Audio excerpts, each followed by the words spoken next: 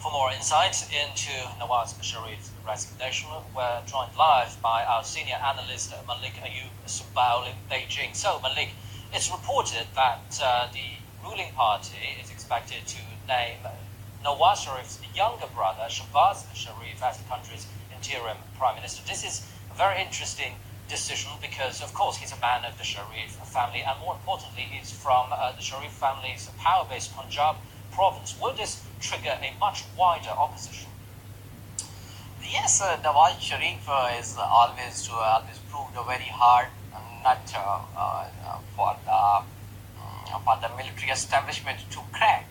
So the nomination of Shehbaz Sharif to take him is actually the continuation of the ongoing policies and the ongoing development projects of Pakistan Muslim League Nawaz, because this is something like very important right now, because Nawaz Sharif has put the country on the very right track of the economy, and this continuation is very important not only for the Pakistan but the strategical partners of Pakistan right now, and they are talking about this, that the continuation should be very important.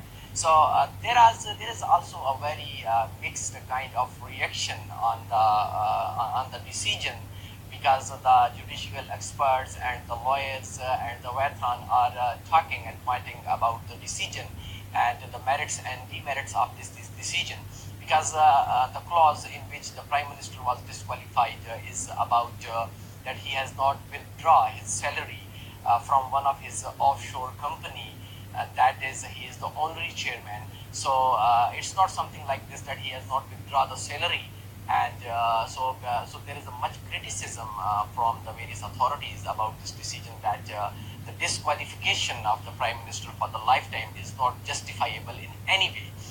Regarding the Shehbaz Sharif nomination, that how he will take, the Parliament will definitely decide about the new Prime Minister who will come, but most probably and most possibly Shehbaz Sharif will be take over, because he is the Chief Minister of Punjab province, which is the largest province in Pakistan, and majority of the economic projects are ongoing in this province.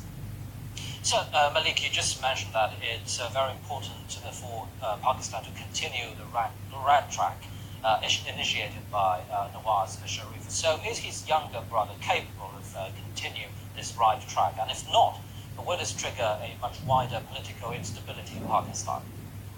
Actually, I think that should be work, because Shehbaz Sharif is also much capable, and he is also much taking the country towards the right way of the economy.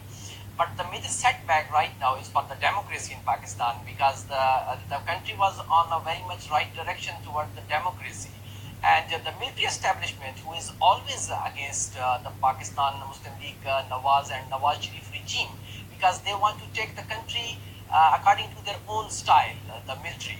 But the Pakistan Muslim League Nawaz, he has his own style, and that is the style of the boom of the economy, to create massive awareness, to pour into the foreign investment into the country, to take the country on a very much right direction, for which it is acceptable for the international investor. And in his tenure, you see that there is a lot of international companies who has invested, and the CPAC, which is one of the game changer in Pakistan, he has also brought it into the limelight by Nawaz Sharif. So after this, the people are hopeful, and also in PMLN, and the people are also aware about this, that this all development is coming in Pakistan by Nawaz Sharif. So if you see the Pakistan previous times, the dictatorship time, the time of the Pervez Musharraf, who is now fled from the country, there was no investment into the country, there was the lack of interest by the foreign investment into the country. But right now, again, it's something like the situation is not much as hopeful and optimistic, because the democratic process should be continuous, and this is the demand of the people and the need of this hour. Thank you very much. I'm senior analyst Malik Ayub Sumbal in Beijing. You're watching Global Watch.